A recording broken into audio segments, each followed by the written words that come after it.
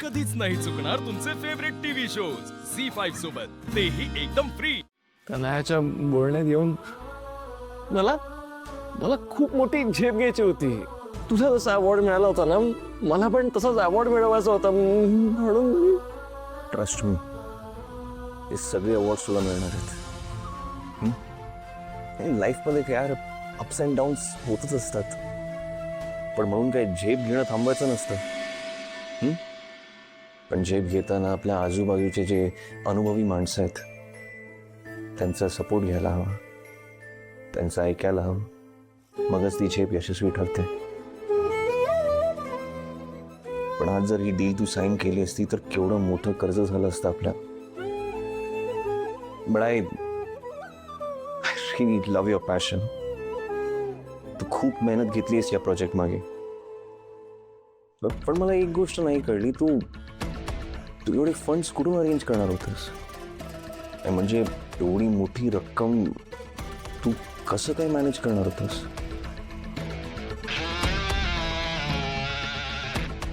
Actually आपल्या घरावर loan घेणार होतो.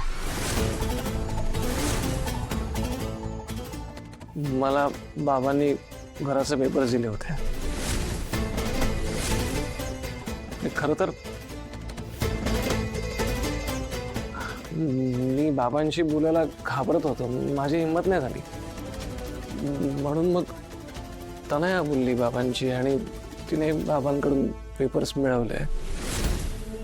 आणि पेपर्स येताना बाबांनी हेही सांगितलं की कोणालाही याबद्दल सांगू नकोस, कोणासमोरही हा विषय काढू नको. म्हणून मग मी कोणालाच सांगितलं नाही याबद्दल, कोणासमोर हा विषय नाही काढला. तनयाचा सपोर्ट होता म्हणून हे सगळं शक्य झालं.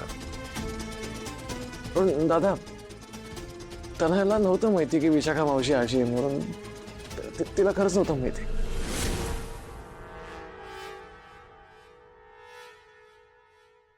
बाबांनी डॉक्युमेंट्स दिले, पण हे कसं शक्य आहे? आणि बाबा असं कुणालाही न सांगता का करतील? किमान एकदा आकाशरावांना तरी सांगायचं होतं. नाही नाही, नक्कीच काहीतरी घोळ आहे.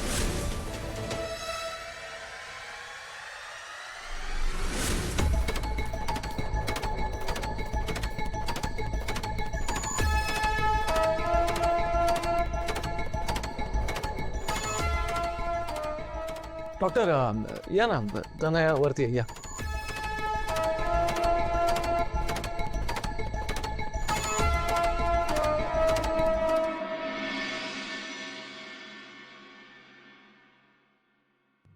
नाही वसुंधर, आता विषय नको. आधीच या सगळ्या गोष्टींचा बाबाने एवढा मोठा धसका घेतलाय. तनयाच्या प्रेग्नन्सी बद्दल कळलं ना तर त्यांची तब्येत परत खराब होईल. योग्य वेळ आल्यावर कळेलच सगळ्यांना.